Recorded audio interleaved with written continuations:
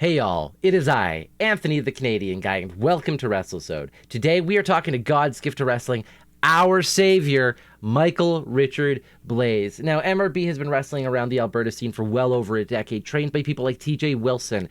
He's had matches on NXT, he's had matches in 205 Live against people like Hideo Itami and hashtag DIY of Johnny Gargano and Tommaso Ciampa. He is one of the hottest commodities around Western Canada today. He's wrestling out in BC constantly for WrestleCore and NEW. He wrestles out in Saskatchewan and Winnipeg constantly whenever he's on one of those road trips. He wrestles across Alberta all the time. This is his home, after all.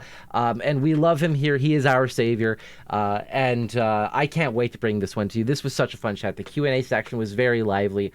And his stories are just so good. Just hearing some of the things that he has done and what he's capable of is just absolutely insane. And I can't wait to bring that to you here today. Now, if you are listening to this on Tuesday, July 12th, tonight over on twitch.tv/Jupiter Vision, we are doing our live Wrestlesode. We are breaking into the British Columbia scene for the very first time, speaking with Uncle Daddy, Tony Baroni, a true BC vet, and I can't wait to bring that one to you. But for today, we are going to be chatting with MRB here. Just first up, if you haven't yet, remember to hit that subscribe button. Don't forget to give a thumbs up, hit the like button, do the bell thing. Anyways, let's get straight into our interview with MRB. Here you go. Hello, Michael. How are you doing today, buddy? Hello, my friend. I'm doing excellent. How are you? I'm doing fantastic. I'm full of energy right now. I have been waiting for this interview for many, many years. When I finally got to approach you about this, I first thing I did was apologize for saying I wanted to wait so long because I wanted to make sure my platform was so nice that it could actually do something for you because of the amount of respect that I have for you, and I'm sure everybody does here in the Alberta scene. So first up, thank you for literally entertaining hundreds of us for like a decade plus at this point. So seriously, thank you so much. I appreciate the sentiment, but like, thank you and like everybody else that like comes out and supports all the time, because without you guys, what would I be doing it for realistically? You know what I mean? Like, we need you guys and your support. So like, thank you. And like, I appreciate the sentiment too of like having that respect that you wanted your platform to be bigger, but like you should give yourself more credit too, because you build like a lot of stuff, and anything anyone around here does to help us out it's appreciated. So like, thank you. Thank you, and you're welcome also at the same time. I want to start this off, obviously, because there are so many questions to ask, and when it comes to you, I feel like I could start anywhere and ask 1,000 questions, but I really want to start at the beginning, because obviously Michael Richard Blais, a name synonymous with Alberta wrestling, Western Canadian wrestling, really, but it didn't start off that way, and you didn't even start off as a Michael Richard Blais. As I remember, you were a Chucky. So how did wrestling really start off in your life? Like, how did that come about? If you want to go like how wrestling really started in my life, I've said this on like a few of these other things before. It's like literally the first memory I have of my life at all. All I remember is seeing Bret Hart on the TV screen one night when my mom was out at bingo, because like that's what she did sometimes, and my dad was watching me. And I just happened to be flicking through channels, and there's Bret the Hitman Hart, and they say, this dude's from Calgary, Alberta, Canada, and there's a young Michael Richard Blais who's also from Calgary, Alberta, Canada, and I was hooked instantly. And as far as I'm aware, I told my mom the next day that I was going to be a pro wrestler, and that's when I was 3 years old. I love this story because I've said this before, that my first like real introduction into wrestling was seeing Kane rip off the doors of the Hell in the Cell. But even prior to that, I knew who The Undertaker was. And I remember being like a 3-4-year-old, and my mom's like, what do you want to be when you get older? I was like, an Undertaker. I didn't be a wrestler. I wasn't smart enough like you. You were like, I want to be a pro wrestler, which is great. I was stupid. I said I wanted to be an Undertaker. So in fairness, I think I said I wanted to be in the WWF. That's also so I didn't great, know it was though. quite wrestling, but I at least knew WWF were the letters. So first memory, you're seeing Bret Hart on the TV, one of the most larger than life personalities. From that moment on, were you just like jumping off the couch doing like elbow drops at any chance you could? Yeah, dude, like I was obsessed. I had like all those WCW wrestling buddy toys, if you remember them at all. Yeah. They were actual 3 foot tall plush wrestling toys, and me and my little brother Steven and a bunch of our friends we would wrestle with those all the time, and we'd set up little shows in our basement and everything. I had like a logo, and I called it Wild Rose Wrestling. It was WRW, and at the time I thought it was the coolest thing in the world. And we put on our own little shows, and sometimes we'd be wrestling each other, sometimes we'd just be wrestling these little dummies. One time I tried to do a super kick off a fence to a Smurf, and I broke my ankle, and I was just like hooked from that moment on, and we just kept like never stopped. I was obsessed. That's awesome that you had like that support system around, because not only did you have Steven, your younger brother, but you had a lot of different friends who were then super into wrestling at that time as well. Yeah, like where we lived at the time was a little cul-de-sac in Calgary. And it was almost like our house ran the cul-de-sac. As weird as that sounded, that was where everybody gathered and where everybody came to hang out and do anything. And just because we were so into wrestling, it kind of made everybody else get into it too. So even like one of my best friends growing up named Dean, like great childhood friend. We've lost contact a little bit over the years, but like he didn't like wrestling. He wasn't a wrestling guy, but just because he was my best friend, he got into wrestling, and then his entire family got into wrestling, and then his friend at the house next door got into wrestling, and then next thing you know, we have this whole roster of kids that are just obsessed with wrestling in this cul-de-sac just because like we were. I gotta ask, because clearly this was a well-established promotion that you had at a young age. Do you remember any of your wrestlers? Were there any names or monikers that have stuck through the years? Honestly, I don't remember any for some reason. Like it's the one thing I don't remember. I remember like a lot of moments when we did like do the little wrestling shows, but I don't remember any of our names. That's a shame. I was hoping you'd be like, yeah, there was like a Kid Crayon, and you know what I mean? Like just. I honestly wish I remembered them, because I'm sure there were some crazy things like that. Actually, shit, one just came to mind. And it's funny. It was that friend of mine, Dean, his older brother. He would call himself Easy Mac. And the reason why that came to my mind just now is because, crazy enough, he's gone on to be like a fairly successful independent rapper using the name Easy Mac. That's amazing. He just did some shows in LA and stuff. And it starts young, hey? Like, I mean, that name clearly stuck. Yeah, it's wild to think that like that came from us as kids, backyard wrestling essentially. And for some reason now he's making an actual living with that name as a rapper. Oh, man. Well, I mean, so you didn't obviously start off as Michael Richard Blais. You were wrestling as a kid, obviously, in your little cul-de-sac, putting on shows for the neighborhood. How did that translate from, okay, I'm running backyard shows, to, you know what, I'm going to go and I'm actually going to train and do this, like, figure out how to properly do this? How did you come to that decision?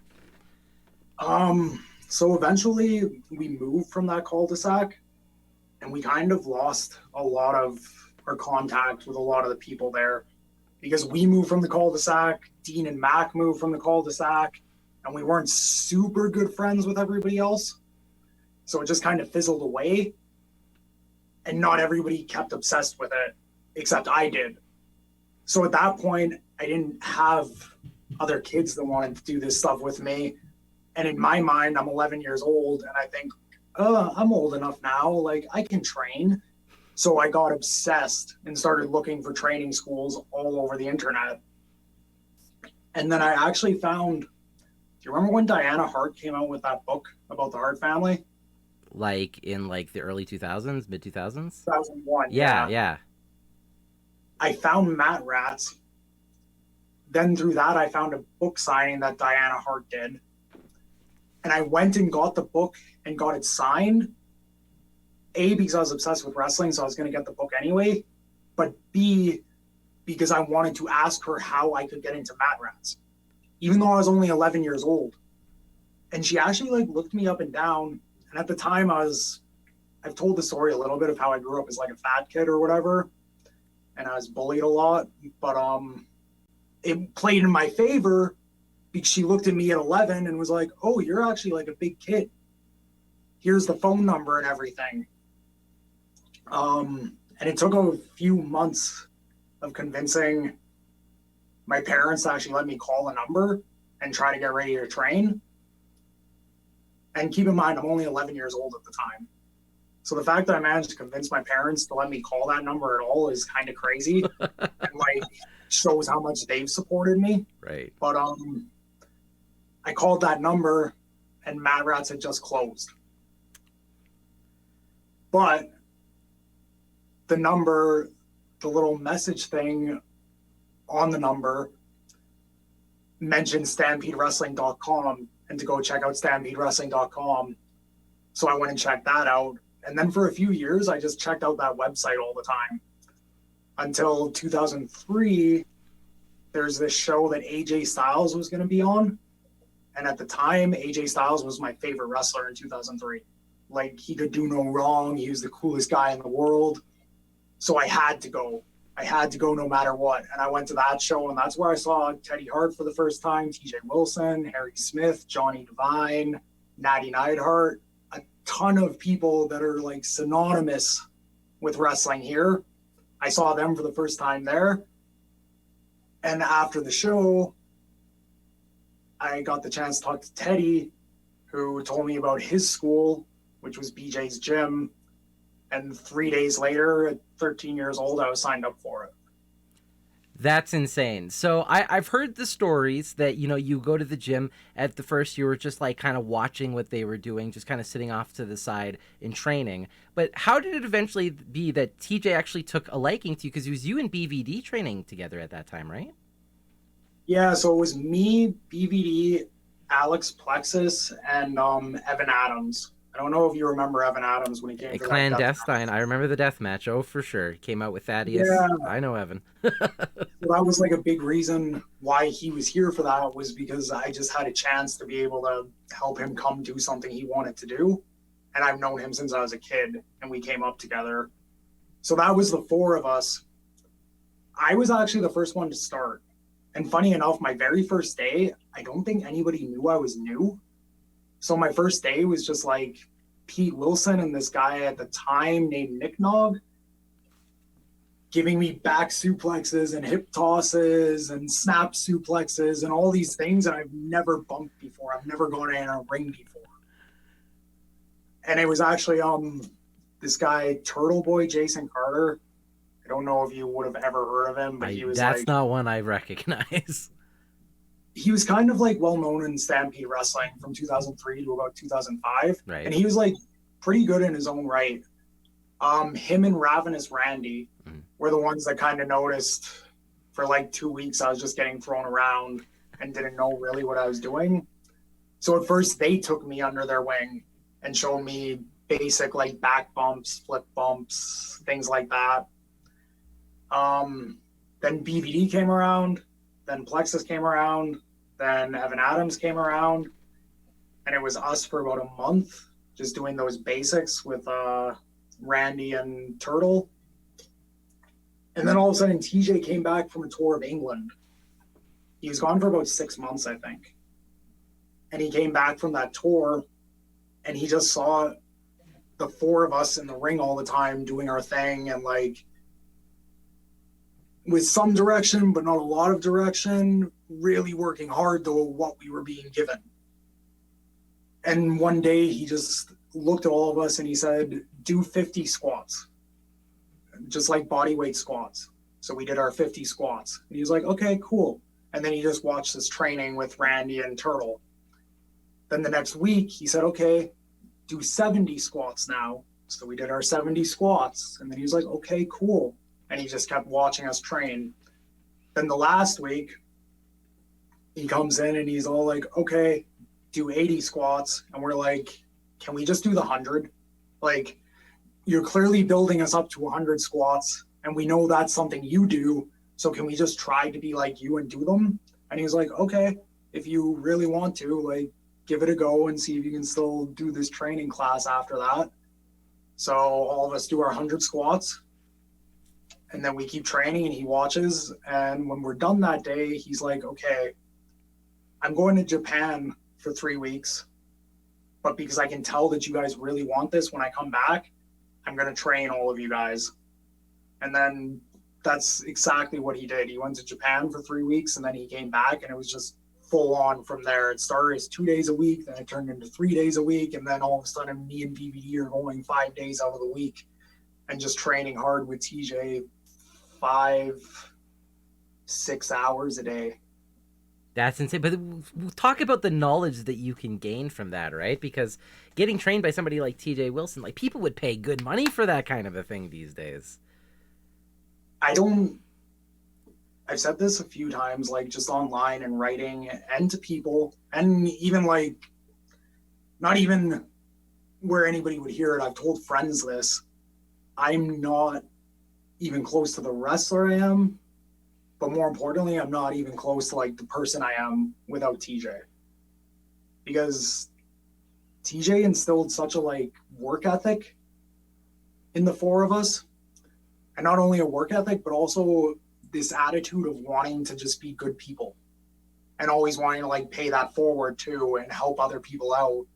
And I honestly don't think I wouldn't be where I am, and I wouldn't have done any of the things I've done, whether it's right now or years ago or anything that I've done. I wouldn't have done it without him setting me up the way he did. That's such a cool story to hear.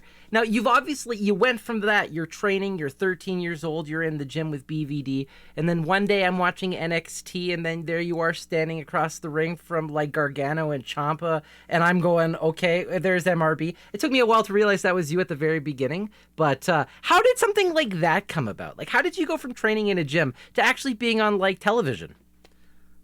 So that's about a 10-year gap. Yeah.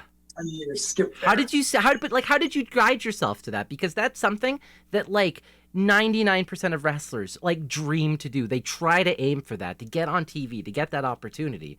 How did you navigate your way through that like incredibly difficult world, especially wrestling 10 years ago when that was not, I guess it was even more like keep behind the curtain kind of it is nowadays? Well, so the NXT one, when I wrestled on NXT, that was in 2017.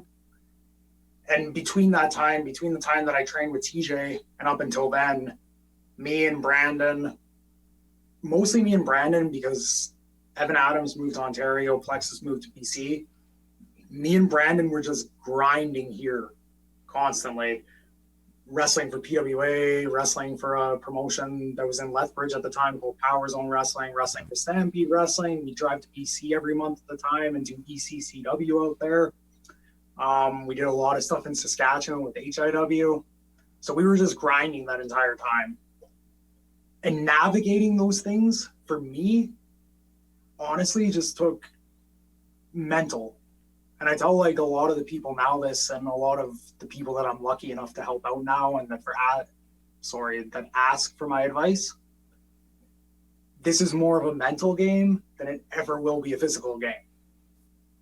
Because it took a lot of just like emails sent, and either you don't get a reply or you get a, yeah, sure. And then a week later, oh, sorry, that's not going to happen now. Or you get an outright no.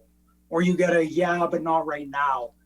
So you get a lot of rejection, and you just have to keep going, keep doing your thing.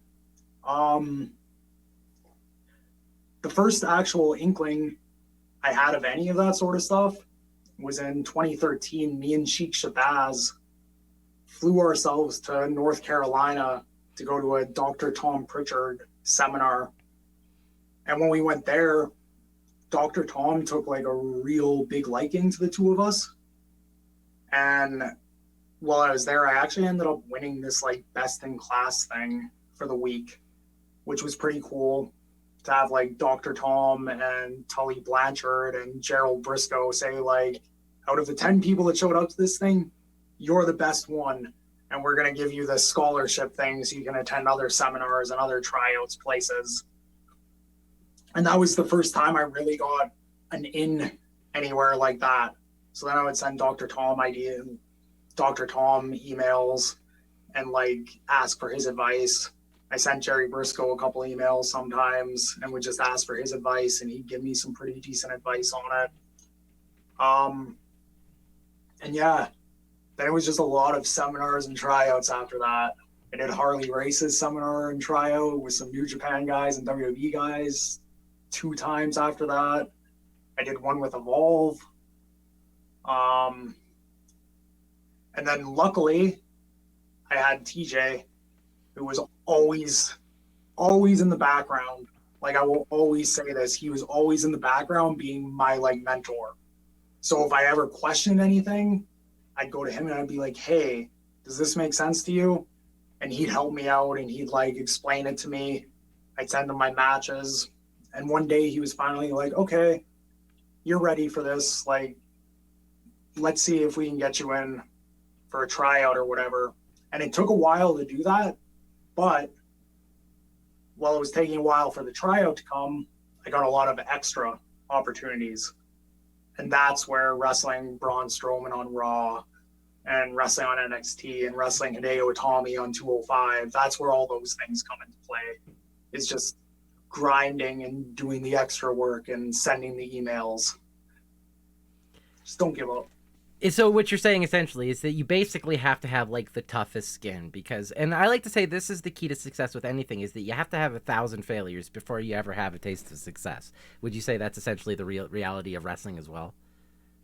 Honestly, if you want to like sum it up, yeah, that's basically like it. Like that whole thing that I just said, if you just sum it up, it takes having really, really tough skin and being willing to battle through the failures, and also having like a lot of support around you. Because I'll like completely admit, I don't know if I'm strong enough. I feel like I think I'm strong enough, but I don't know for sure if I'm strong enough to get through those failures if I don't have TJ behind me telling me the things that he did, if I don't have all of my friends over the years. Like, the amount of support that I get from my brother, from Sheik Shabazz, from Zoe Sager, Taryn from accounting, all of my friends, Bayrak Arani, like all of these people that have been my friends over the years, Michael Allen, Richard Clark, like I can name a million people, Mo Jabari. It's too hard to name everybody, but I've had so much support too. And like I've supported them, it goes back and forth. That helps a lot because nobody's strong enough to do it on their own. Oh, I love just hearing you talk. It's like story time, so I just get to sit and enjoy it. Now, I have a quick question for you. So you're wrestling all around Alberta, and you're trying to make your name for yourself, but you have had a couple of spots that have blown up on social media, whether it be a spot, because you've done some pardon my friend, you're just batshit insane sometimes, and you just do insane people things, but it makes for great gifts. I'll just be honest about that. When you first got your first taste of success, what did it feel like that moment opening up your social media and all of a sudden exploding, seeing like tons of notifications, likes, retweets for something that you did? It was really cool. And it was honestly, it was kind of validation in a way, because I've been doing crazy things like that for a really long time, like even before social media was a thing. And I would get criticized a lot for it. But what I would always like explain and try to make people see my side of it was there was a method to the madness. So one of the very first match actually I had for PWA, I did a 450 to the floor, nobody's home. Which means like I missed it. Which like a lot of people said that was a bad idea, but the entire crowd erupted for that. And then on their message board at the time, because this is all the way back in 2007, there's not even Twitter or Facebook yet. It's just message boards. The message board at the time, the fans are begging me, or not begging me, sorry, they're begging Kurt to bring me back. So now I was just thrown on that show as a last minute replacement, but now the fans want me back all the time. So now I'm getting booked in PWA all the time. And that opened the door for me to have this long-standing run with PWA, which is what I wanted. So there's always been like a method to my madness in a way. So that first time that like it really blew up, I said, cool, this is exactly what I had always thought could happen. This is exactly like why I do these things and I pick the spots and I find the right time to do them, because all it takes is one. All it takes is one for something to go right and for it to catch on and everybody to get on board. And not only is that for me, it's for everybody else. Because I think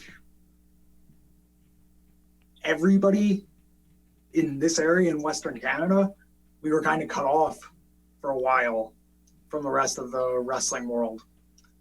So it was validation that we can get seen everywhere else. And now it's starting to happen. But at that time, it was like, okay, cool, I am right. All it takes is one. All it takes is just getting the right thing out there and everybody thinking it's insane or cool or funny. And then next thing you know, you're getting booked on spring break, or there's 100 people that don't live in Alberta that want to watch a stream of your match, or 1,000 or 10,000. It was, to me, it was just validation. It was cool. I was very happy with it. It's so, I have a couple quick questions here for you to kind of like tie into this when it comes to validation. So, you know, you've got these cool spots, you're seen around the internet, you've had some really big names tweet about you and just being like, oh, this guy is like the best name that's never been signed. So like I've heard some incredible compliments when it comes to the world of Michael Richard Blais, because, and you know what I mean, you don't even have to really look far. But you're on TV, okay? Now, I know that you were basically put on for, quote unquote, as to be the jobber, jobber to the stars. But when you're going at somebody like Hideo Itami and he's like, I want to let you get a couple moves in. Like, how did you like approach Hideo and be like, okay, this is what I'm thinking about doing? Because that's got to be kind of scary, right? Because he's on TV, you don't want to mess something up big for the guy, but at the same time, it's like you want to get your shit in, right? Like, how did something like that come along? Was a producer okay with this? Like, how did that work? I'm genuinely curious. So in the case of Hideo, he was actually super, super cool about it. And he was the one, it wasn't even me that suggested doing it. I went in there and I was completely ready to do, like I did with Braun Strowman, basically. I was completely ready to just get the shit kicked out of me for 3 minutes and pinned. Hideo was the one that was like, hey, broken English. So like he says, hey, how long you been wrestling? And I was like, at this time, about 10 years. And he's like, oh, cool. Who trained you? And I'm like, well, actually, TJ over there. And I was able to like just point to TJ and catering. And then instantly he was like, oh, I think I let you get some things in. What do you want to do? And then I was like, well, I have this kick combo that's like pretty easy if you want me to do that. And then you can do whatever to me out of it. And Hideo was like, yeah, okay, that's cool. And yeah, it just worked out. That is like, so cool. You get a break. Yeah, sometimes you get a break, and like guys can be cool, and that's one of those things that like I always take away too. Is if that guy was cool enough to do that for me, why would I ever not be cool enough to do that for people here too, or anywhere else? Or like, why would anybody be? Sometimes I get annoyed when people are like, oh, I can't take that move or I can't do that, because I'm like, man, I was on TV with Hideo Itami and he took 30 seconds that could have been his to do whatever he wanted to me, and he let me shine. So like, let's just make everybody shine. Let's just help everybody out. You know what I mean? I think that is such a show of respect as well towards TJ Wilson for Hideo to be like, who trained you? And for you to point at TJ and he's like, okay, you can get some stuff in then. What, like, wow, right? 100%. Because like, he probably wouldn't have done that if I would have said, oh, I was trained by, who knows, like hunky dory, super fart, some name over here. You know what I mean? Absolutely. Like, but because it was TJ Wilson, he was like, oh, okay, you probably know what you're doing.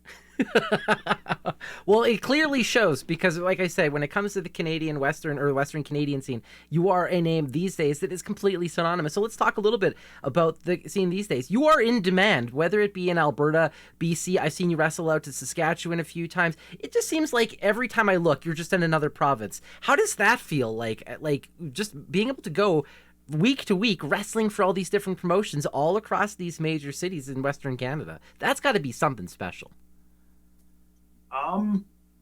honestly, it feels like really good.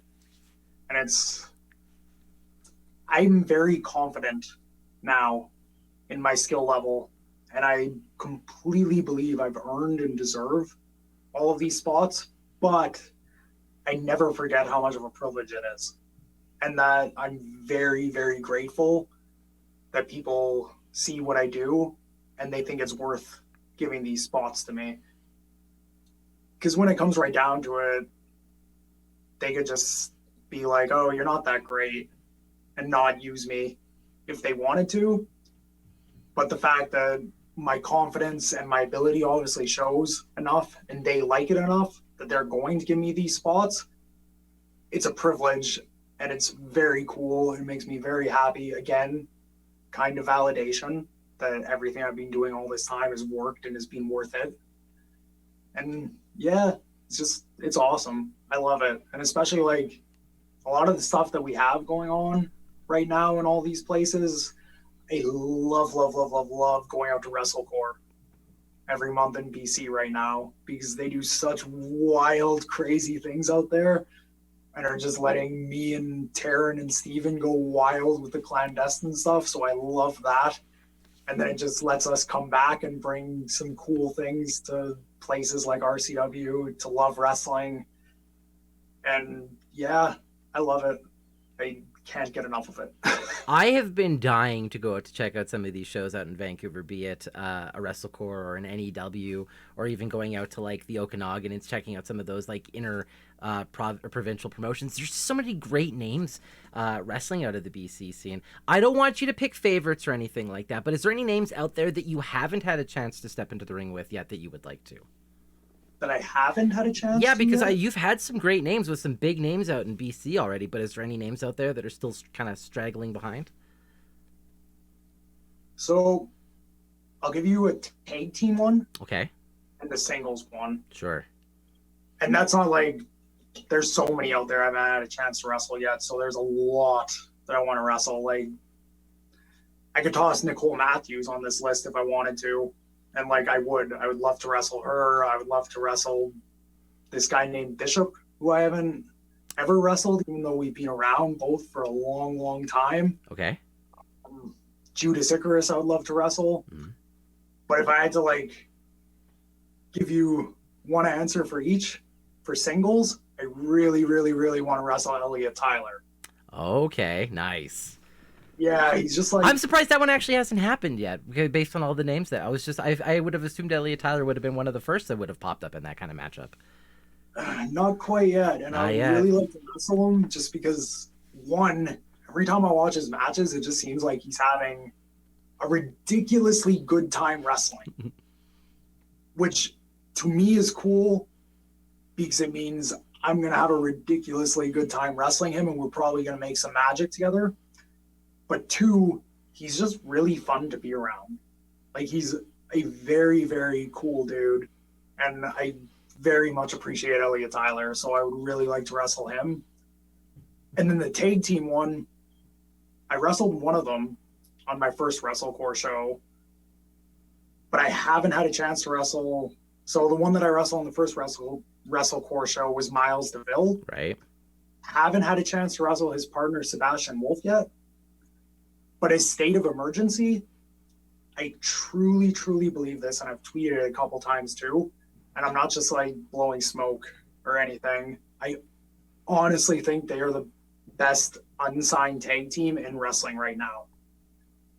Every time I watch them, their tag team offense is so crisp, and it's constantly improving, which is weird because they're already really good together as it is.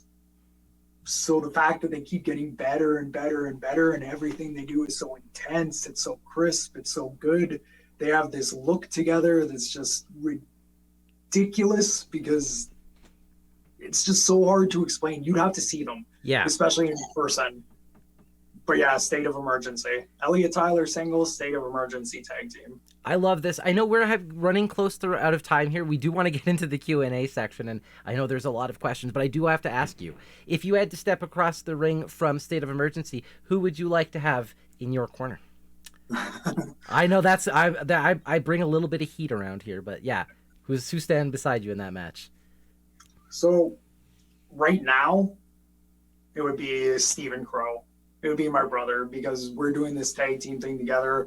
And honestly, we haven't even tagged for that long and it just gels perfectly, probably because we're brothers. If this were a couple years ago, or if he was ready to come back, which I hope he is soon, I would be remiss and I would have to say Brandon Van Daniels. Western Lions. I was hoping for that too. Yeah. Honestly, just like if it were feasible right now, Western Lions versus State of Emergency, and this may sound like cocky or whatever, but I think that would be one of the very best tag team matches that you could put on in years. And I honestly think it would blow up online and like around the world just because we do such intense, crazy things with each other. I know for a fact there's probably at least one or two bookers in the audience right now. So bookers listening, as soon as BVD says he's ready to go, I think we better see this fucking match. Also, honestly, even just a moment, there would obviously be one moment in that match probably where you would have Sebastian Wolf on one side and BVD on the other side, and they would just be staring at each other and huffing and puffing and getting ready to kick their ass. And I think every single person in that building at the time, myself included, probably Miles too, would crap their pants because those two together and the intensity they would bring in that moment. Oh, man, BVD. I'll say this because like when I went to my first ever PWA show, I told you this before we started, that you were at BVD was there. And over the course of my first like 2.5 years of PWA shows, BVD was there. And he's always been such a standout to me. He is so good. And also just like legitimately a giant human that like kicks ass. So I'll never say enough good about Brandon Van Danielson. He is such an amazing wrestler. I completely agree. You're never going to get an argument out of me here. I will tell people till I'm blue in the face that if you think I'm really good or whatever, BVD's better than I am. And that, like people what might not praise? believe that or whatever, but BVD's the man. I'll say this, and this is not to detract from you at all, because like I said, you are absolutely incredible and one of the best talents. But when I saw you stand next to BVD at my first show, I kept looking at BVD because I'm like, this guy's huge. Yeah, dude. And like BVD will do, for as big as he is, he's also super fast and he can do some ridiculously agile things. Like, I don't think I've ever seen anybody do the front roll twist head spring that Owen Hart used to do faster than BVD does it. And it looks wild too, because it's like this giant cowboy doing it. It's amazing. All right, well, we should move into the Q&A section. Like I said, there's a lot of questions here, so I'm sure our mods will be able to send them through. If you'd like, we're going to take a 2-minute break. I'm going to run a quick little ad, so if anybody wants to run to the washroom, they can. When we come back, we will move into the Q&A section. I'm very excited for this because you're all insane usually when you ask questions, so I'm super excited for this one. So it'll be good. It'll be good, especially because I know Brad is in chat, and that guy, you drop the E, he's a brat in chat. Like, that's how I always like to think of it. I know, right? But anybody, guys, we'll be back 2 minutes. Don't go anywhere. All right. I'm running a 2-minute ad. Like I said, if you want, you can run to the washroom. Go ahead. Do whatever you need to do. Otherwise, we just kind of sit here and shoot the shit. That's cool. I'm good. I'm all good. I'm super excited. I'm waiting for this. Oh, my God. Look at this giant list. Oh, Jesus. Okay. Well, I have over a page of questions already. Oh, good. I know, right?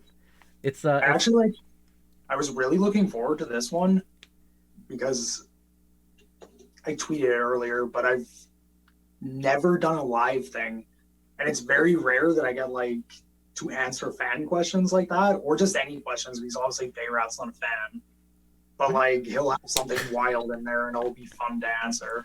So I was super looking forward to this. Oh, the live, it makes this so much fun. I really think it's great. And we've had such an active audience over the last couple of months with Wrestlesode here. So, like, we're up to, like, 55 viewers live right now, which is absolutely insane. So, you know, people are going to be asking tons and tons. My God. Oh, my God, there's so many questions. And, of course, there's, like, 4 in a row from Barat just listed. Of course there is. Did he call me babe in any of them? Well, if he hasn't, I'll make sure to I'll change it to make sure he says babe. Is that what happens? You guys are in the back. He's like, hey babe, what's up, babe? We've got quite the inside joke going right now because he decided to call me babe the other day while we were playing Uno in the back, and it became a whole big thing. This Uno war that all of you guys are having in the back, I'm curious if this started because I remember Barat was saying to Zoe something about Uno where they had to challenge each other. And next thing I know, Twitter's alight with these two just playing Uno constantly. Is this now the new sport in the back room or something? Oh, it's a whole thing in the back now. We get into insane Uno games that everybody get involved in. At one point, not this past one, but the week before that, we had an Uno game that was like 9 people playing. What? Yeah. I assume people started throwing fists at that point because that must have been chaos. It's come pretty close a few times. Yeah. Sometimes I just sit back and I watch it. Who's the intense Uno player? Like, who's the one who takes it just far too seriously? The serious player? Oh, man. Maybe pride? Really? I think it's a bit of his pride coming in there sometimes. Well, I guess I couldn't be surprised too much about that. People do take their games pretty seriously. Me and Dylan Stone have had some pretty intense chess, heated rivalries in the past, but I win those. That's fine. I like to claim that that's my victory. I am the best chess player in Alberta wrestling. That's my claim. Would he agree with you? I've beaten him every game that we've ever played, so I think so. Yeah, that's fair. I think so. But you probably have to. He's really good though. He's surprisingly smart. Like for the persona that he puts out, he is legitimately a very intelligent person. And he always saves people's lives because that's what he does for a living. Anyways, we'll start moving into these questions here because we've got a lot to get through. The first one coming in from Mars the Specialist, and he says, okay, early question time. Go to post-show ice cream because I know the tradition and I do it now too. So what is your post-show go-to ice cream? Generally, it ends up being just one of those drumsticks in the little ice cream freezer at the Petro Canada. Yeah, just like you pull it out, it's frozen, there's like ice stuck to the side of it. Yeah, and I always choose right now, I always grab the drumstick. Sorry, not the drumstick. I just said drumstick. I always grab the coffee crisp one that they just came out with because I'm obsessed with coffee crisps too. It's literally one of the best chocolate bars. And I don't know how people outside of Canada live without coffee crisp because it's Canadian. Yeah, I was shocked when I went to England and they didn't have coffee crisp. I was very upset when I realized that. And then I realized that it's not in the States either. And I was like, what is happening? It's coffee crisp. I was blown away by that with Smarties because we have Smarties and we have those rocket candies here, but in the States they call rockets Smarties, and then they don't have real Smarties, and that pissed me off too. Right? Yeah, no. So they call rockets Smarties, which is a completely different candy here. I know, what a way to tarnish Smarties, right? Yeah, that's ridiculous. All right, here's a quick question from Barat. Fantasy booking time. You've been to BC a lot lately, so book AB versus BC versus SK. 5v5v5 Survivor Series. That's a lot of people. Maybe we'll do a 3v3v3. But who would you have in your BC, Alberta, Saskatchewan match?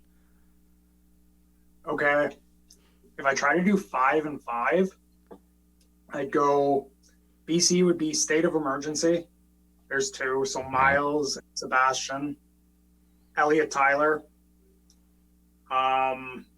Judas Icarus, and I want to throw somebody. I'd go Nicole Matthews. So those 5. Like it. Because then I've got 2 tag teams in there in Judas or in State of Emergency and the Strays. And then I've got obviously just big deal in all of Western Canada and wrestling in general. Nicole's been around forever and she's done a lot of awesome stuff. So yeah, she was in the Mae Young Classic. I mean, in terms of Western Canadian wrestlers, Nicole Matthews is also one of those names that if you haven't heard it, then you're not paying attention to Western Canadian wrestling. Exactly. Mae Young Classic, Shimmer champion. She's done everything you can. Absolutely. Saskatchewan, I have to go Michael Allen, Richard Clark, Great choice. Mike McSugar, Yeah. Sean Moore, Yeah.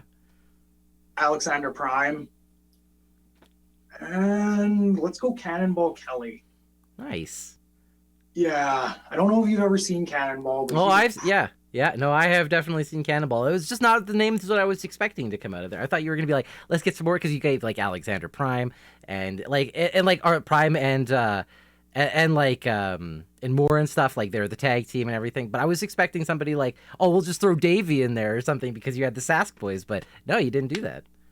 Yeah, I think like Cannonball would shock a lot of people in that one. He would do something really, really crazy. And just, I think a lot of people need to see him a little more because the guy his size doing some of the stuff he does is pretty crazy. And of course, I was gonna say, and of course, Mike McSugar, because we need our Wiener Eater fan club to like represent. For Alberta, I'd probably have to go first, like all the Clandestine Society. There you go. Myself, my brother, Taryn. And then it gets hard. Don't say Barat because I don't want him to get any satisfaction out of this.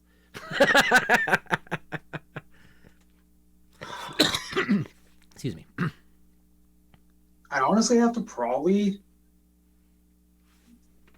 just because it's like basically what I see Clandestine as the top ones generally.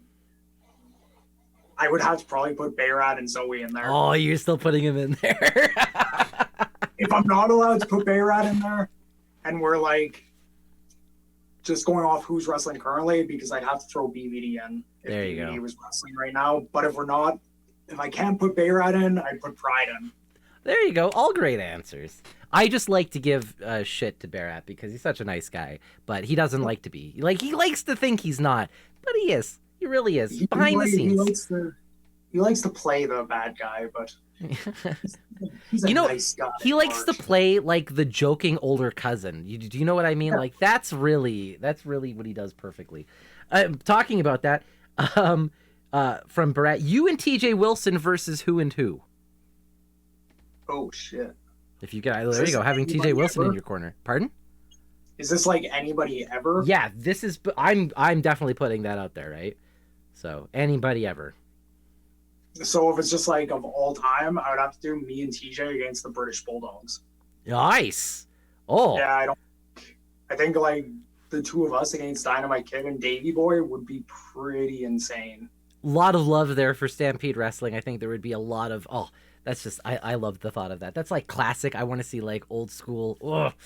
Sorry, you brought me back as soon as you said the British Bulldogs. I was just like, man, I miss like mid '90s or late '90s wrestling.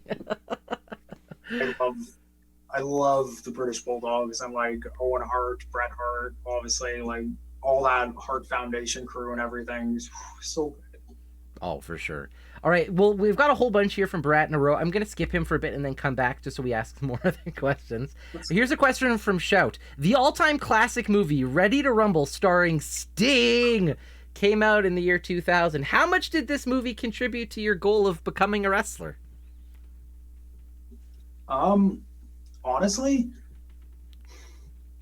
so I wanted to be a wrestler from the very beginning, obviously, like we've explained that, whatever. If I'm going to be totally honest with you, this will be shocking to hear, but Ready to Rumble and Beyond the Mat coming out around the exact same time were the things that actually made me figure out, oh, there's training schools for this. Oh, this is how you can do this. And that was right around the same time we moved out of that cul-de-sac.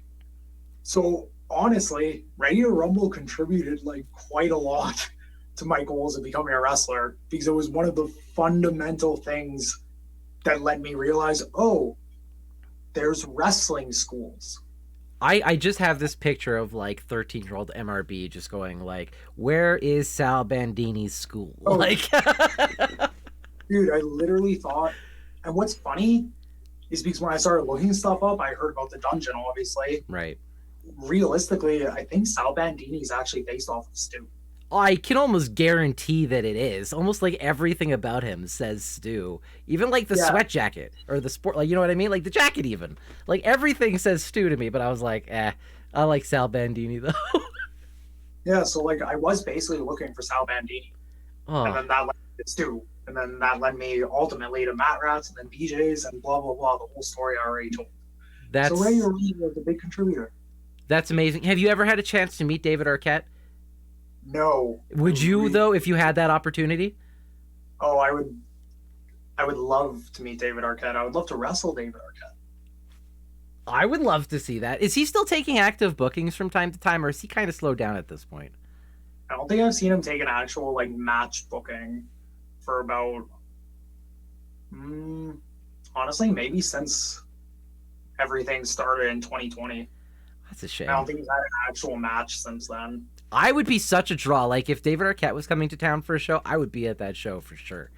And I would get him to sign my stuff like as Dewey, like just from Scream, just to throw him off. Or 100%. Or from Friends. Sometimes I think there's so many missed opportunities for certain little funny bookings like that. Like I think David Arquette coming and like doing that stuff as like Dewey or whatever would be so over. Just comes in a cop outfit. My dream that I would always pitch before he passed away, unfortunately, was that we would bring in Dennis Stamp from Beyond the Mat, and we would literally list him as the man not booked, and he wouldn't be booked on the show. We would just bring him in to sit in the crowd. Oh man, that just to like troll people. That's great. Yeah. I'm a big fan of that kind of stuff, though. You and me are probably the same age. Subtle humor is by far the best humor. It really is. I agree. All right, here's another quick question from Barat as we go back because I don't want to skip too much. You got a booking and the entire Clandestine Society gets booked, but unfortunately you don't have room for one. Who gets the boot? Oh, he is trying so hard to make people mad. Who's the entire Clandestine Society? I guess in that case, I would only know that to be you, Steven, and Taryn, but I guess those would be that's the answer.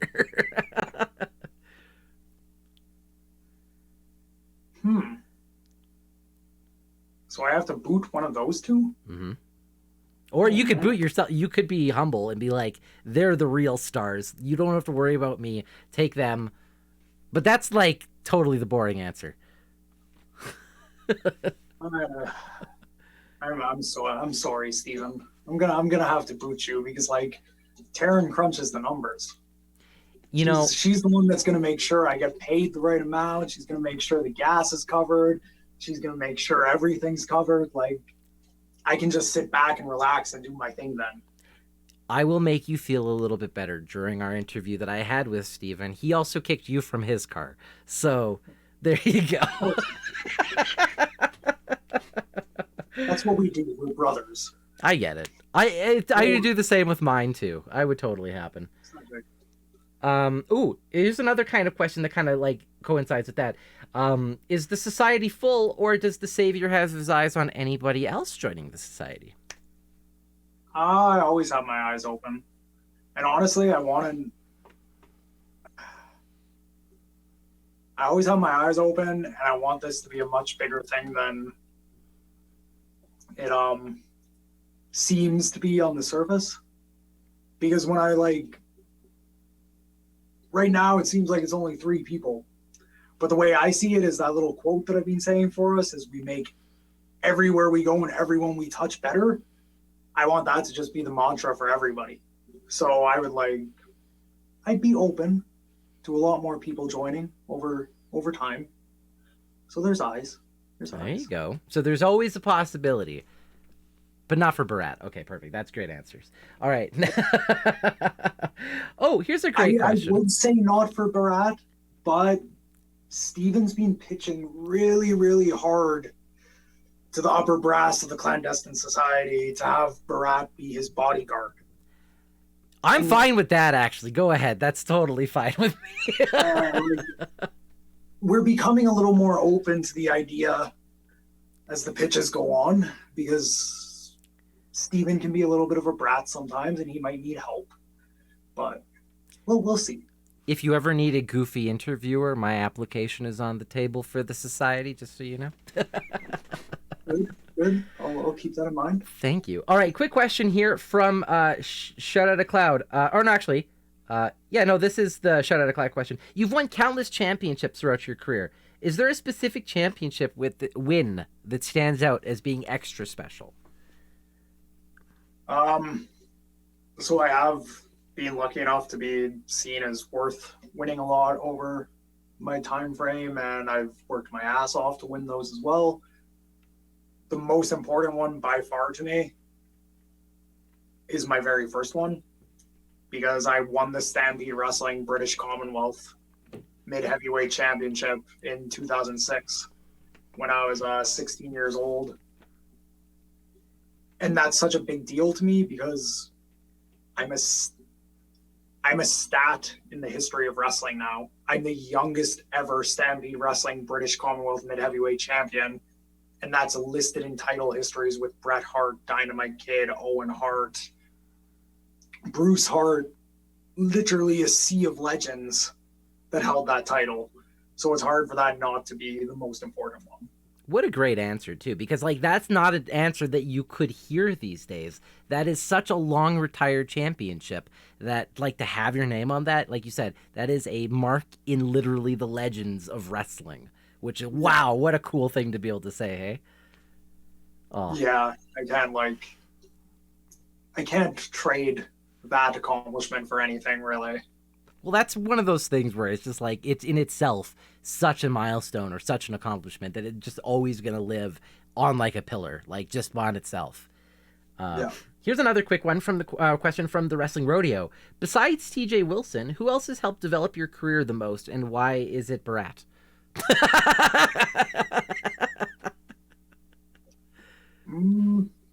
Besides TJ?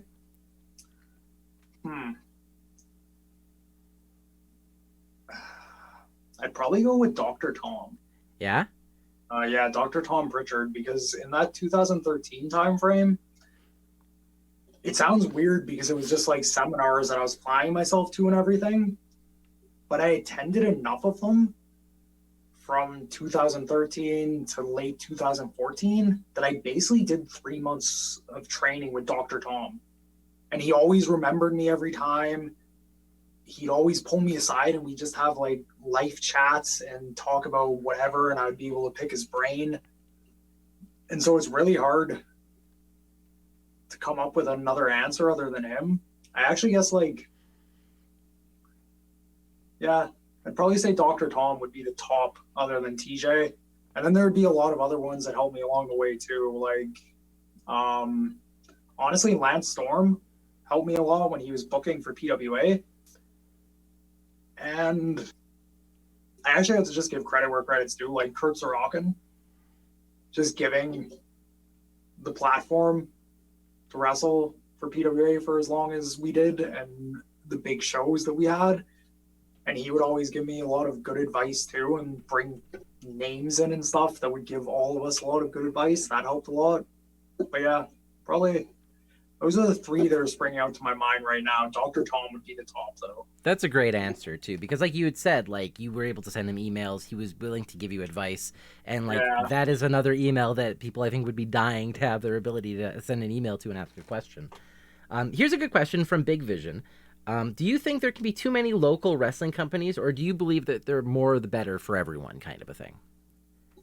I think the more the better for everyone. I think the only time, I'm not going to go too much into this, obviously, because whatever, but the only time it becomes an issue is when weird egos and stuff get involved. And right now, I think stuff's going pretty well, honestly, where people are like working together and everything. I don't think there can honestly be too many. It's a tough question. I'll be honest with you. I feel like there is a good balance that needs to be struck, because to have a good promotion is never going to be a detriment. But to have so many promotions that maybe it's, starves the talent pool, or it starves the audience pool, or they try to run competing because, like you said, egos, that's when it becomes a detriment. Yeah, I think the more the better, as long as everybody's being cool. Yeah. Basically. I And a lot of agree. that comes down, honestly, like, obviously it comes down to the promoters and them being cool with each other, but a lot of that also comes down to the wrestlers and us, like, policing ourselves and being willing to work with each other and things like that. So, yeah, I think it's a hard question to answer, but I think the more the better as long as everyone's cool. Oh, I like this question here from Shut Out a Cloud. Is there any heat for Michael Allen Richard Clark for stealing 2 out of your 3 names? So, funny enough, when we very first met each other, we kind of like, we were really cool with each other right off the bat. Like, he's one of the guys that, for whatever reason, the first time we met, first time I shook his hand, first time I introduced myself to him, we just gelled and we would have good chats at the shows and everything. We both had a very similar mindset on wrestling. We both have very similar drive and goals. But we jokingly, but almost legitimately got into it with each other about the name thing until both of us realized those are our legitimate real names. You're So like, we you can't can't get even- mad. Yeah, like we can't even be like have actual heat over it. I will give the caveat, I'm older. So I win. So if there was any heat, I win. It's an age-based thing. So as long as Exactly. there's no like other Michael Richards or something who are like in their 60s coming all of a sudden, you should be okay. Oh, here's a quick question from Zoe Sager. What is your favorite post-workout snack, and why is it wagon wheels? They like to answer these questions for you, it seems. Okay. First off, my favorite post-workout snack, it's probably just a protein bar. Honestly, I like these pure protein bars I've been eating. Second off, above all else, wagon wheels are disgusting. They are good up until you are 13 years old. Once you become an adult, once you become anywhere close to an adult, you throw the wagon wheels away. It is like stopping trick-or-treating once you get older. The wagon wheels have to go. They are made for children. They are not good. They are... It's stale chocolate over dried marshmallow. Like, that's all it is, really. It's not good. But I disagree about the trick-or-treating thing. I think that's still great fun. But otherwise, I agree with the wagon wheels. I'm like, my taste buds developed around 11 years old. I stopped liking wagon wheels, but I still crave and miss So Delicious snacks because they've been out for like 13 years. Thank you. Like, I just don't understand. I will never understand the appeal of wagon wheels after you've developed any form of taste buds. Oh, I won't either. And I will also say, because we talked about this in the pre-show, you also are a milk over cream guy, which thank you for that, because I thought I was literally the only one on the planet who liked milk over cream. It has to be milk. Cream is just too, like, it's weird. It coats your tongue and leaves like a weird slimy tongue, right? Yeah, like leaves this weird slimy tongue, and it's got this weird thickness to it that I just am not into, and it tastes different. Yeah, I'm not a big cream guy myself. It's definitely got a different taste. Milk is like this. Like, I've been drinking milk my whole life. I will drink glasses of milk every day. Like, it's my favorite thing. I'm not quite a glass of milk guy, but like everything, any sort of drink, like a coffee or an ice cap or anything like that, it has to be with milk instead of cream for me. Yeah, me too, 100%. And white milk over chocolate for me as well. Like, I can't do the chocolate milk these days. I agree with that too. See, men of developed taste buds. That's what we should call ourselves. All right, a question here from Shout Out a Cloud. Your evolution to the Savior character is very cinematic. Are there any specific influences that you've taken from in developing this latest iteration of MRB? So funny enough, I get really obsessed with movies and stuff like that. So, and when I say like really obsessed with movies, I'll like a certain movie and I'll watch it constantly. And I'm just really into one or two certain movies at a time for whatever reason. I don't know why. When I was younger, I watched Donnie Darko and Goodfellas every night for 4 years straight, I think. Dude, Donnie Darko is one of my favorite movies. Thank you for saying that. What a great fucking movie. I always wanted a Frank tattoo. Like, I just one of these days, I'm gonna get a Frank tattoo. It's gonna happen. Dude, you should. I You really should. It's a should. great movie with just like so much cool imagery in it. But so to me, the evolution of what I've always done would lead to me being the savior. Because where else does God's gift to wrestling go? Right? But the main thing that like all of a sudden clicked in my head for it, very weird, was Bad Times at the El Royale. I don't know if you saw that movie or you know it. I don't know that one. No. Well, so in that movie, it's just this crazy movie where it's one of those ones where you have four different characters and it tells the story of the one character, then the story of the next character, then the story of the next character, then the story of the next character, and then all of a sudden all their stories gel together. And when it all gels together, you find out that their story revolves around Chris Hemsworth, who's playing this kind of savior-like character. Like, he thinks he's a savior. Very like Charles Manson-esque, I guess. And I got a lot of inspiration just from him in that. If you go watch it, there's actually a scene where he's dressed in a pair of jeans and white. It's kind of, when I watched it afterwards, I realized it was kind of off gray, so that upset me a little bit. Dress shirt that's just open up, and he's just walking through flowers and kind of dancing. Sounds like a Fabio scene or something like that. Yeah, and he's just talking about nonsense, really, but it's just so captivating. And I don't know if you've seen one of my little highlight videos and promos that I post on Twitter, but that's where the inspiration for that one, where I'm just playing on a park and walking through the forest in jeans and the shirt, and then I'm standing in front of a church. That's 100% where that came from. That's amazing. What was the name of that movie again? Sorry, I totally want to watch it now. Bad Times at the El Royale. Bad Times at the El Royale. Okay, I'll definitely have to remember that one because that sounds really intriguing.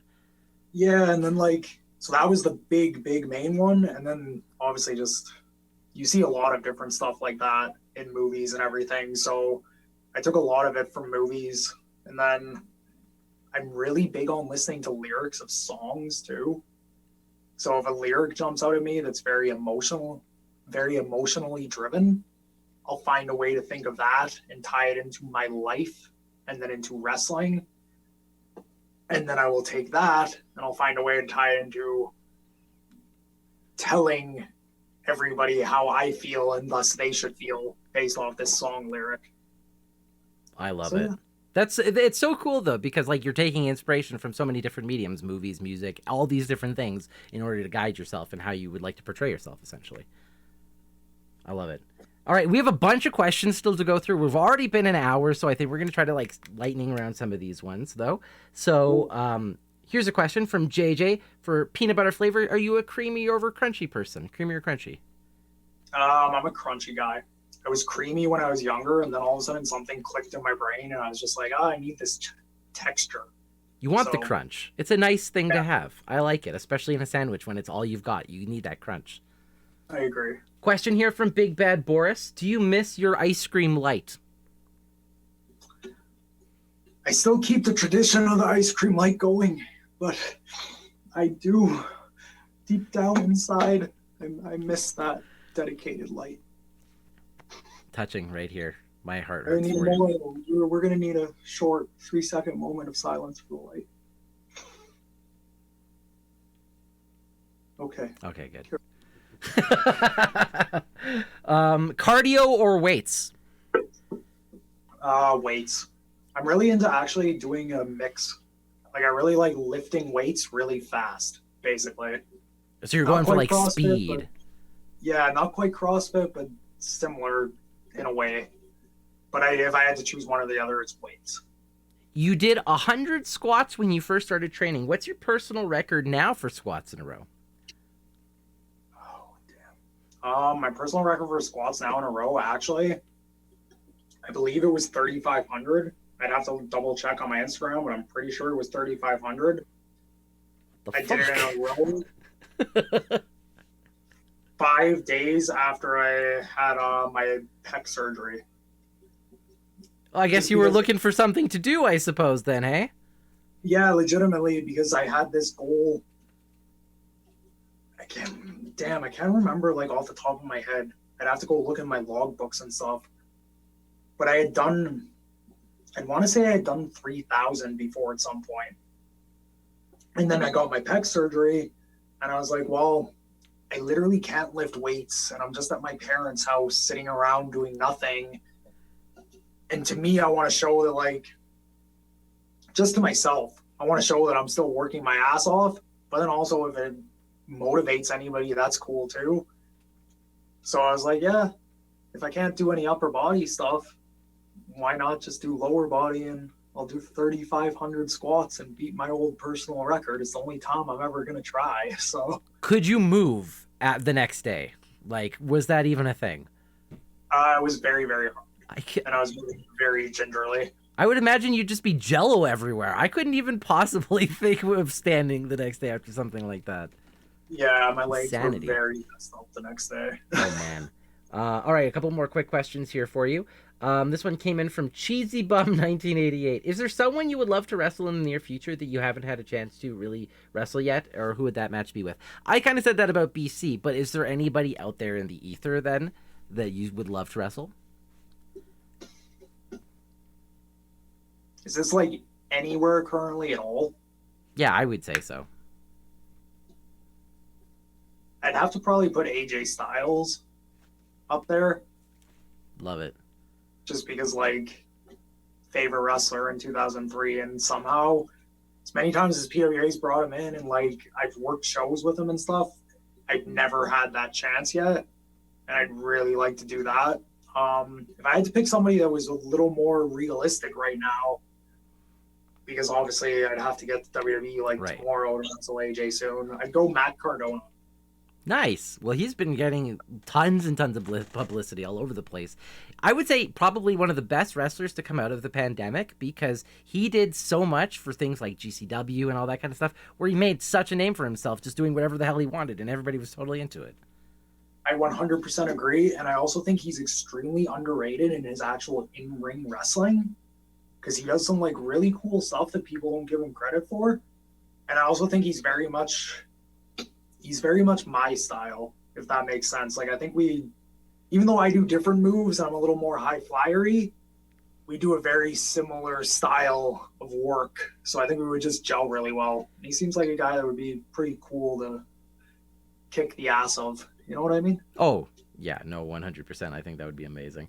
This is a weird question here from JJ. Who would win in a thumb war, you or me? But that's such a weird thing, because one, you're in way better shape than me, but I have hyper flexible thumbs, so I don't think you could actually get to... I have a weird thumb. I have weird thumbs. I can bend them in backwards directions. So, like, I just hide my thumb during thumb wars. You can't even get to it.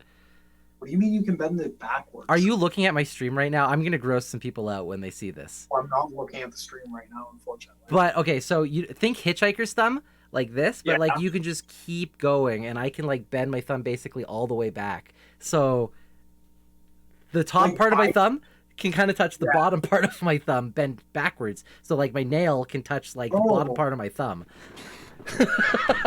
And I can do that on both fingers. So, like, I have, like, super hyper... I got it from my mom, right? They're called hyper flexible thumbs. So I'm going to claim me the thumb war, but that's only because it'd be, like, DQ. Nobody would win.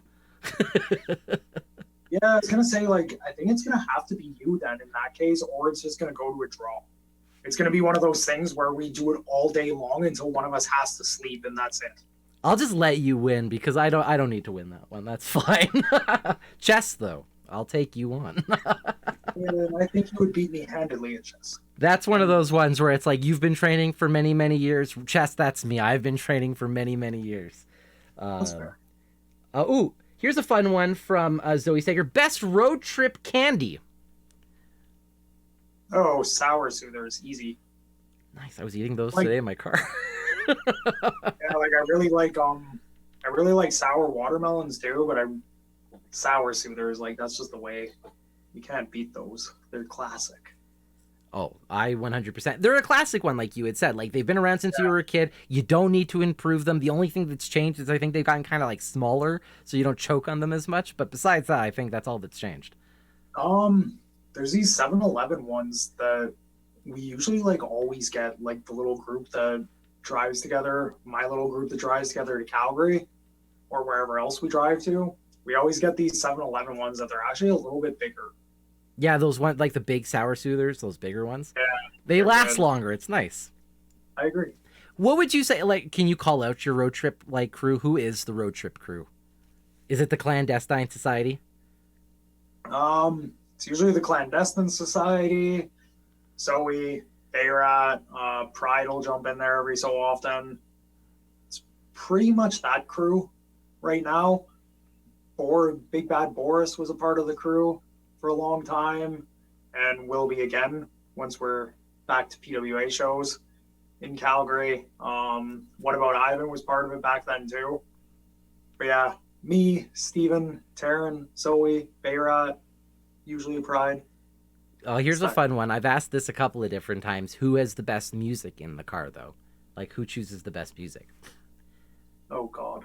Steven claimed it was him, just for the record.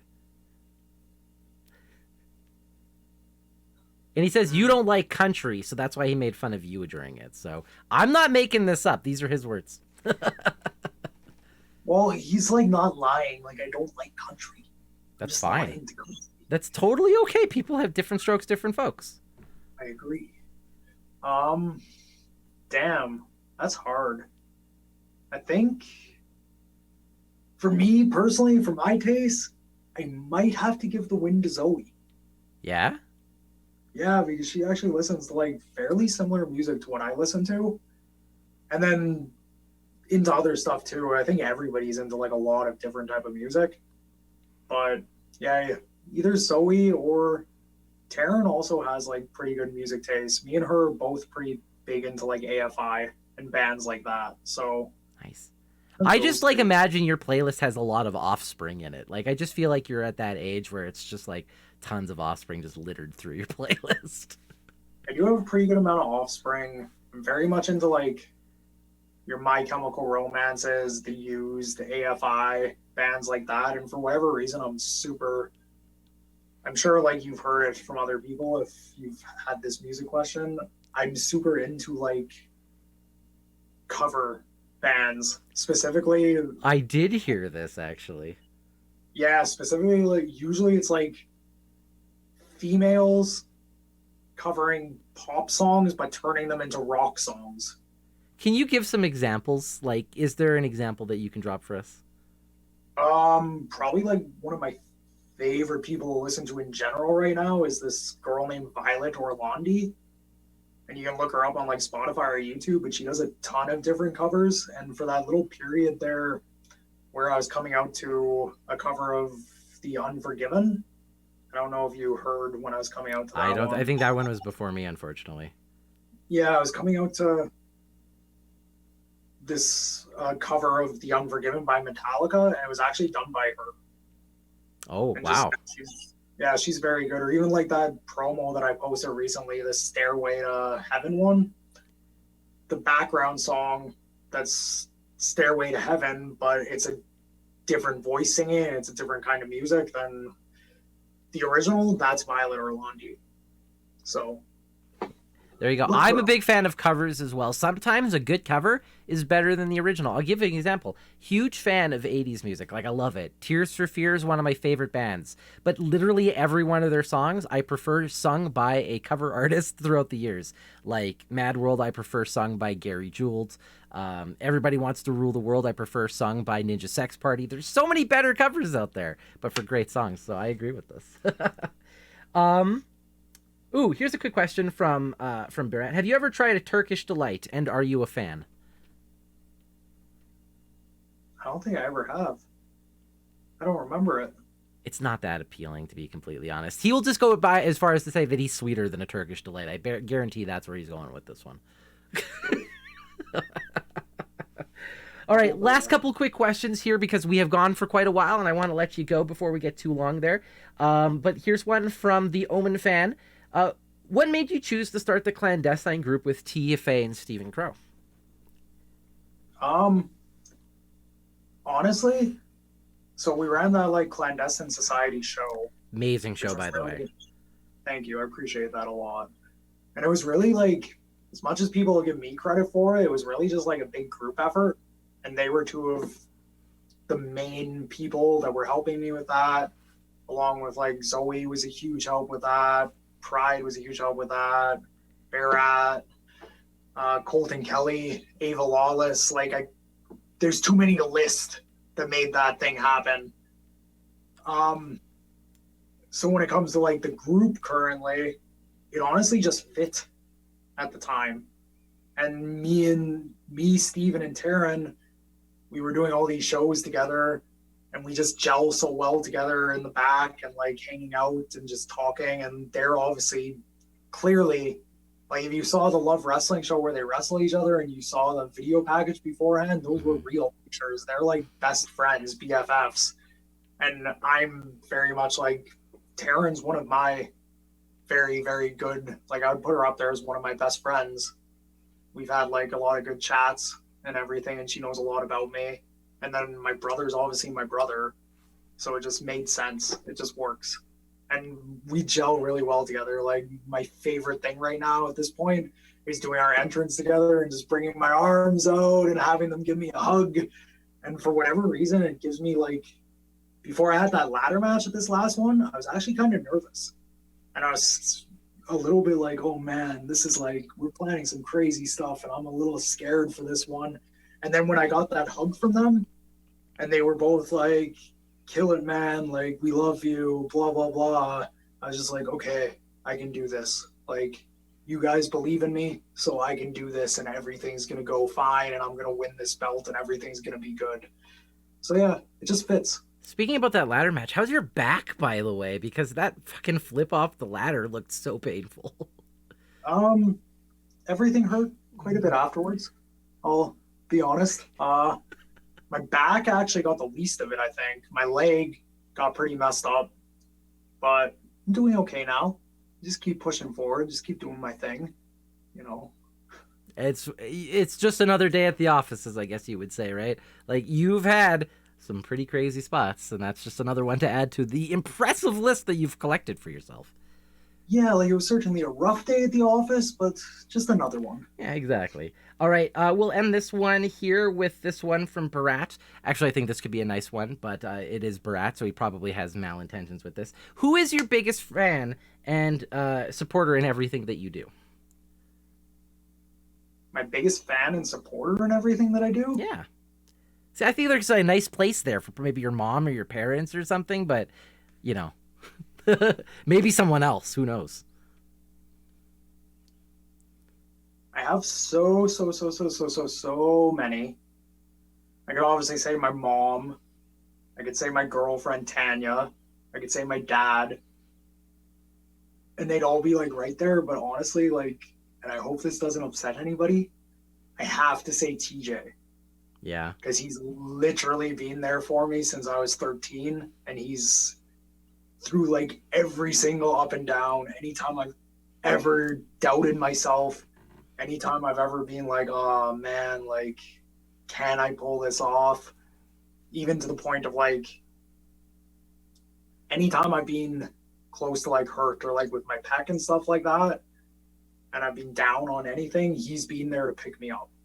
And so I can't give that spot to anybody other than TJ, unfortunately. It's a great answer, though. They're all very, very close, though. They're all very, very close, though, before anybody comes at me. I will do this because you gave it to TJ. I've met your mom once before. It was a nice show. It was a PWA show. It was the one where you faced the thickness and you guys went outside and decided to play out in the snow in -30 weather, which was insane. But I met your mom at that show, and she's like the nicest person in the world. She was like, "Oh, come sit with us," and she's just the sweetest. But yeah, I'll say that. My mom could be friends with anybody. She really could. Yeah, my mom's I like to think my whole family is pretty good people. Everyone I've met so far, I will completely agree with. I've now had the conversation with you, your brother. The funny enough that your mom was the first person in your family I ever had a conversation with, but she's just the sweetest person, so it all makes sense. You're all a great Blais family. That's all I'll say that. Or I guess I don't know how I would say that. You are the clandestine family. There you go. There you go. All right. Well, before I do let you go here today, would you like to give your plugs where people can see you wrestle here in the next little while? What you're up to, things like that. Almost most weekends you can see me in either Calgary or Edmonton for RCW. So just keep onto their social media for those dates. We got Love Pro Wrestling on June 24th, and I'm going to be in the main event against Mitch Clark, which is going to be the first time ever that ever happens. So I'm kind of looking forward to that, but also have a lot of revenge to get on him after what happened to me last month. And you're going to see some really good matches on that show too, like Zoe against Willow Nightingale. That's worth seeing. Taryn against Rachel Ellering. My brother is going to go at it alone to defend me against the other jackasses that are part of Mitch's little crew. So that show is coming up. We've got WrestleCore on June 26th in BC. And then, every month every week there's RCW. Every month there's Love Pro Wrestling. There's WrestleCore. We've got Dungeon Wrestling on July 9th. Really just follow God's Gift MRB. GODSGIFT MRB on every social media platform, and you'll see every date that I do every week, because there's a lot. I'm super excited myself. I'm going to be at the LPW show next Friday. I'm coming up to Edmonton next week for 3 days. I'm getting my own little mini vacation, which I'm super excited for because there's so much cool stuff happening in Edmonton next week. But yeah, I can't wait. It's going to be so good. Thank you again for joining me here today. Seriously, it was such a blast chatting with you. I feel like I could have asked a million questions. We still had a couple. I feel bad for anybody who asked a question that we didn't get to. Some kind of repeated, but it's really at the end of the day, man, thank you. Seriously, this was such a treat. Thank you, my friend. I very much enjoyed it. This has been a fun chat. I like it. Thank you. I appreciate that. I always like to say that the best chat is just a friendly, casual one. So there you go. All right. Well, I will let you go. I will close down the stream here, and we will say our goodbyes, and I will send you a message afterwards. Okay? Sounds good. All right. Thank you, sir. No problem. You have a wonderful day. You too. Bye-bye. Thank you again to Michael Richard Blais, MRB, our savior, God's gift to wrestling, for joining me here today. That was such a fun chat. That Q&A section was so much fun. Obviously, very well known, very well liked. There were a lot of people who showed up for this one to ask a lot of really great questions. So I hope you enjoyed it. If you haven't yet, remember to hit that like button and subscribe. Hit the thumbs up and the notification bell. If you guys are watching this on Tuesday, July 12th, tonight over on twitch.tv/JupiterVision, we are going to be going live with my very first interview from the British Columbia scene. We are going to be talking with Uncle Daddy Tony Baroni. Now, Uncle Daddy, he is Uncle Daddy Tony Baroni. He is one of the greatest names, isn't it? It's just so much fun to say. A true vet out there in BC, wrestles all over the place out there in BC. NEW WrestleCore. He is a coach over at the Lionsgate Dojo. A lot of people in the BC scene owe a lot of their trading to Tony Baroni. So I can't wait to bring that one to you. Anyways, that's tonight over at twitch.tv/JupiterVision at 8 p.m. Mountain, 7 p.m. Pacific, if you are in the Vancouver area and you're going to be tuning in for that. Anyways, that does it for me here today. I hope you have yourself a wonderful day, and I'll see you all very soon.